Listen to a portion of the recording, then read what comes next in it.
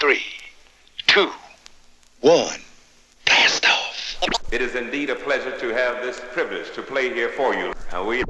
We intend to give you a very fine program, so just settle back, relax, and enjoy the moment. Yeah. 1, 2, 1, 2. Here we go again. Turn me up. But I got some. I be the chocolate boy, one the beat rock. Yeah. AKA the soul brother #1. Whatever you wanna call me. Old school, whatever. But I got some new. As I introduce to you, New York's finest.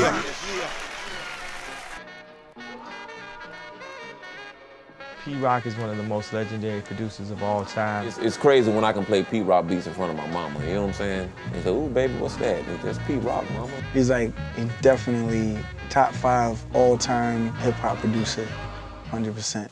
P-Rock. What you want me to say? He was the man. To me, still is the man. There are certain people who are, you know, a little bit more than just an influence. There's people that you really look to like idols. You know, so me growing up, Pete was definitely one of the main ones. The records that he was using, you had to search far and wide for. They weren't so easily accessible. I mean, all the samples that he used to find back in the days, the stuff that he still does today, the way he chops stuff up. He's inspired so many people. He's inspired me. I couldn't call it a remix because it was better than the original song. P-Rock really invented the remix, I think. Another P-Rock remix. We started off like that.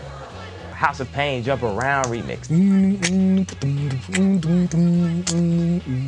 That was incredible. I mean, I was losing my mind. But the illest P-Rock remix, Public Enemy, Shut 'Em Down remix. Shut 'Em Down remix? Shut 'Em Down, the greatest remix of all time. That man was incredible. When it first come on, like it demands the attention. And then it instantly take you back to that time and era. He's essentially one of the pioneers of producer-driven hip-hop.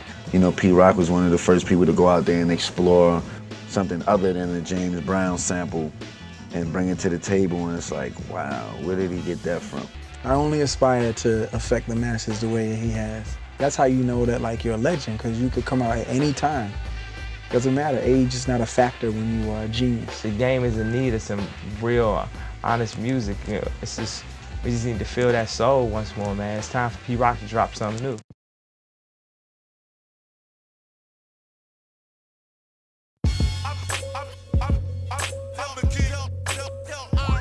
Going into this album and making this album was basically me feeling excited and feeling good again to make music. A lot of my fans miss hearing P-Rock beats. There's a lot more people that I wish could have been on this album that I couldn't get with, but you know, it's just relationships that I had in the past with artists, you know what I'm saying?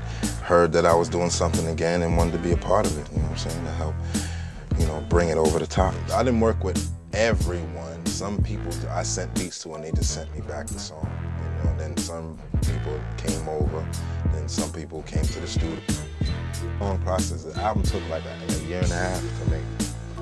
You know, because I wanted to get certain people. I wanted to make sure I got them. New York hasn't had an album like this in such a long time. And I really like the outcome of it. And I feel like, you know, feel like giving it back to my city. You know what I'm saying? Because, you know, we've been through a lot, man. You know what I'm saying? New York has been through a lot.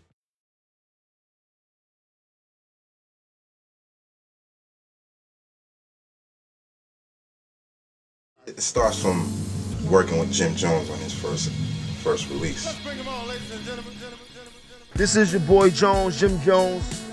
Right now we in the middle of Harlem. I'm sitting in the S63. If you don't know what that's about, that's an AMG thing. You figure it out.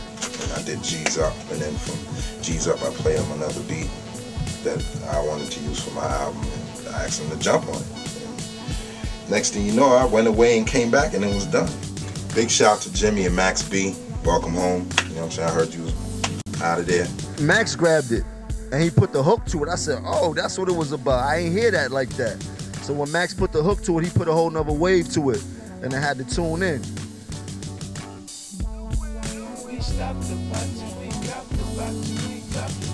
It feels like a Sunday beat, like when you on the way to church and you want to listen to some mellow music, and we got some real life lyrics to it. So you know, it's like picnic music or something, like, you know, play volleyball or something to it. Basically laid back with a little streetness to it, you know what I'm saying? Because, you know, them cats is street. So, you know, it has a street feel, then it has a jazzy feel, and it's real music, you know what I'm saying? It's an honor to work with Pete Rock, you know what I mean? And he's still here, relevant today as far as making beats. He elevated from just being as a DJ back in the day, like how there was a DJ and they had the rapper, but it was much bigger than that. He elevated as a prominent producer, and he's still producing tracks. And let's get it. You got something for me for my new album? Pete Rock, holla at me, because this is how we definitely roll. Huh? All costs paid for. Life is great. Say your prayers and they come to you. You understand me? Holla at me. New York hasn't had an album like this in such a long time.